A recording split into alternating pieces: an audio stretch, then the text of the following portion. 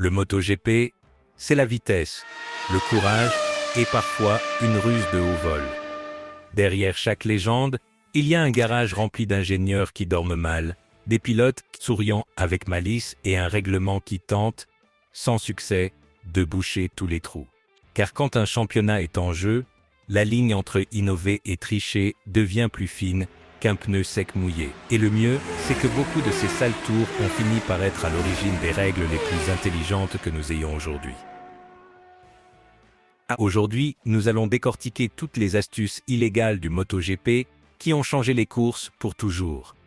Nous parlerons de ces tactiques ingénieuses pour contourner les règles qui ont redéfini le sport, de manœuvres controversées et de modifications cachées qui ont directement impacté les résultats et ont enflammé les débats sur l'équité dans le paddock. Vous verrez comment innovations, certaines brillantes, d'autres directement dangereuses, ont forcé des changements réglementaires significatifs en MotoGP. Des dispositifs aérodynamiques cachés, systèmes de refroidissement dans le réservoir d'essence, en passant par des cartographies moteurs qui n'auraient jamais dû exister. Mais avant de commencer, je veux que vous me laissiez en commentaire un seul mot. Légal ou illégal, un seul mot. Sans tricher, hein? Oh, bon, aujourd'hui, tout est permis. Et si vous aimez découvrir ces secrets du paddock, vous savez, abonnez-vous. Ça, il ne le raconte pas à la télé officielle. Maintenant, première étape, les astuces que presque personne n'a vu venir.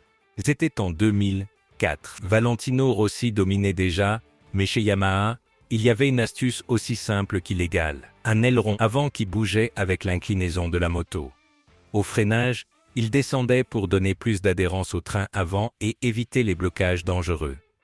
À l'accélération, il remontait pour réduire la friction et gagner en vitesse de pointe. C'était un système passif, sans électronique, juste de la physique. Le problème, le règlement interdisait tout dispositif aérodynamique mobile, qu'il soit activé par moteur ou par des forces naturelles. La FIM l'a détecté lors d'un scan 3D après le GP d'Afrique du Sud, quand un commissaire a remarqué que la distance entre l'aileron et le carénage changeait entre les photos du tour de chauffe et du dernier tour. Amende, expulsion du système et un avertissement au navigateur. Mais la graine était plantée. Aujourd'hui, l'aérodynamique fixe est une folie d'appendices, de pontons et d'ailerons arrière, grâce à cette astuce pionnière. Un autre classique oublié par de nombreux fans, le silencieux piège. À la fin des années 90, certaines équipes de 500 cm3 mettaient à l'intérieur de l'échappement un matériau absorbant qui se dégradait vite avec la chaleur extrême. Pendant le premier tour, la moto rugissait dans la limite des 130 décibels. Mais après 3 tours, le matériau brûlait complètement et l'échappement faisait 10 décibels de plus. Ça signifiait plus de flux de gaz, plus de puissance et un bruit capable de déranger même le public du dernier virage. Les commissaires ne mesuraient le son qu'en grille, moto froide et immobile.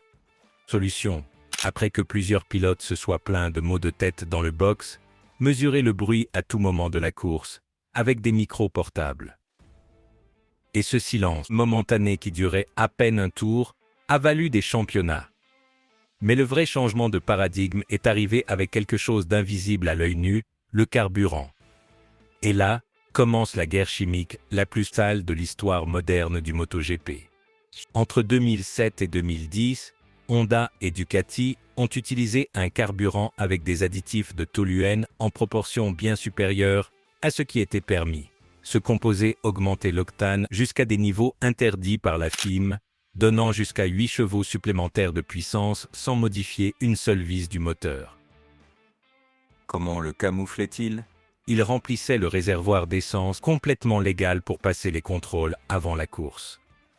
Mais le système de carburant avait une seconde chambre cachée dans la cellule de carburant, avec une membrane qui rompait au démarrage du moteur. Une fois cassé, le mélange interdit se mélangeait au légal et le capteur de densité ne détectait que la moyenne. L'astuce a été découverte par une erreur humaine lors du GP d'Allemagne 2009. Mais la valve solénoïde qui contrôlait la membrane est restée ouverte à cause d'une soudure défectueuse et le capteur d'essence a montré une densité impossible. Disqualification immédiate et perte de tous les points de la saison pour cette équipe. L'année suivante, nouvelle règle carburant unique d'usine pour tout le week-end, avec des échantillons scellés avant et après chaque session. Mais si tu crois que ça a mis fin aux astuces, attends de connaître l'accélérateur fantôme. Car ici, l'électronique est entrée dans un domaine que même les ingénieurs de la NASA ne pouvaient imaginer. Juste ici, avant de continuer, je veux que tu fasses quelque chose. Commente avec un émoticône de fantôme si tu penses que les équipes tricheraient encore aujourd'hui avec le boîtier électronique unique. Et si tu ne veux pas rater la prochaine astuce, qui est une vraie folie, abonne-toi à la chaîne et active la cloche, parce que ça devient vraiment louche. En 2012, le boîtier électronique unique de Magneti Marelli a tenté d'égaliser l'électronique entre toutes les motos. C'était un rêve de la FIM, même capteur, même logiciel, même carte de base. Mais les ingénieurs sont plus malins que le règlement. Ils ont découvert qu'ils pouvaient programmer une cartographie alternative qui s'activait avec une séquence de boutons cachés sur le guidon. Par exemple, appuyer 2 fois sur le bouton de changement de carte, puis sur celui de nettoyage du carénage, et enfin maintenir celui d'entrée au stand pendant une demi-seconde. Cela débloquait un contrôle de traction complètement différent, beaucoup plus permissif, qui permettait de faire glisser la roue arrière jusqu'à 25% de plus sans que le calculateur ne coupe la puissance. Résultat, les sorties de virage impossibles pour les autres pilotes, avec un angle de dérapage qui semblait sorti d'un rallye. L'astuce fut appelée accélérateur fantôme car elle n'apparaissait pas dans les données officielles que les équipes remettaient à la FIM.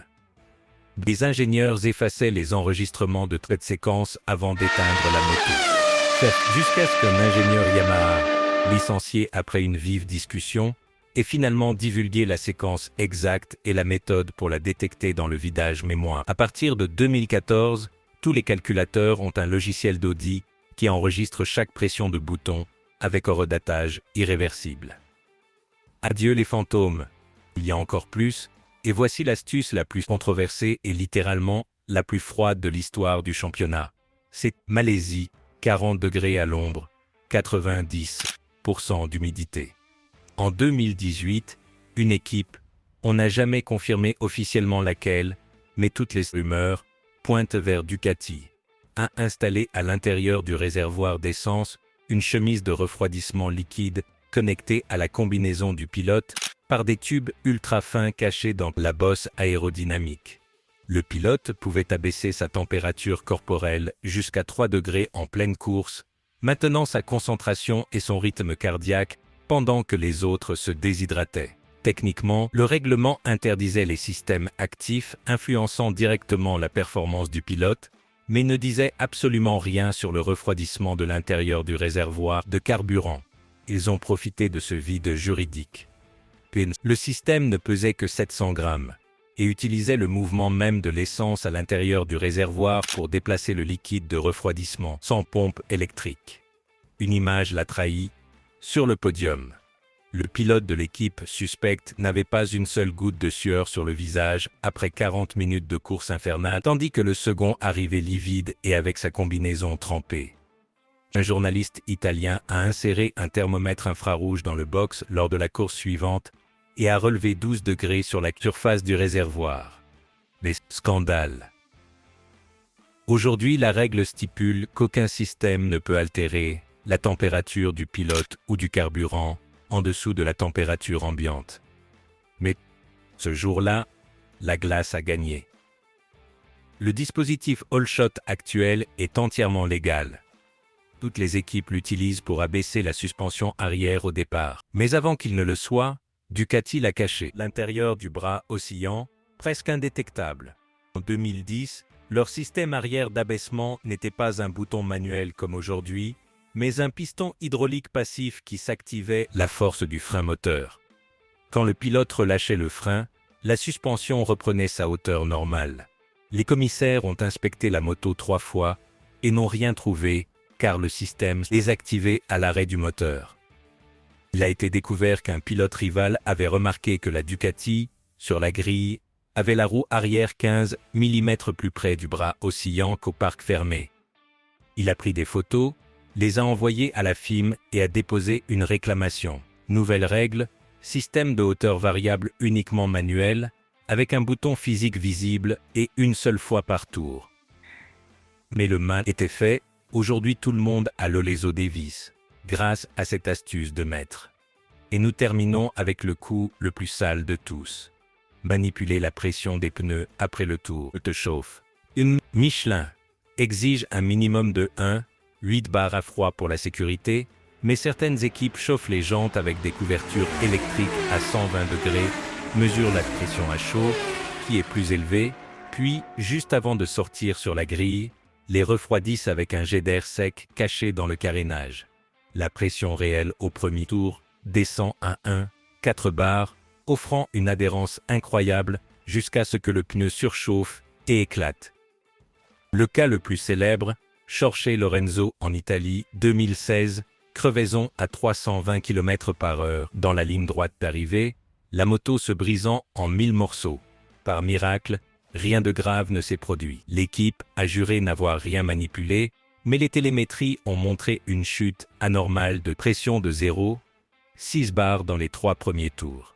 Aujourd'hui, des capteurs homologués enregistrent la pression chaque seconde et les données sont cryptées et envoyées à la FIM en temps réel. Un piège qui a failli tuer un champion et qui a changé la sécurité pour toujours. Toutes ces astuces illégales du MotoGP nous laissent une leçon claire. L'ingéniosité humaine dépassera toujours le règlement. Mais ce qui est beau dans ce sport, c'est qu'au final, la créativité interdite finit par forcer des règles plus justes pour tous. Les ailerons mobiles, le carburant de triche, le silencieux autodestructeur, accélérateur fantôme, le refroidissement caché, l'Olezo déguisé et la pression assassine. Chacun d'eux a redéfini ce que nous entendons par équité et sécurité. Et maintenant, quand tu verras une course et que tu remarques quelque chose d'étrange, tu sais, regarde le réservoir, écoute l'échappement. Fais attention à la sueur du pilote.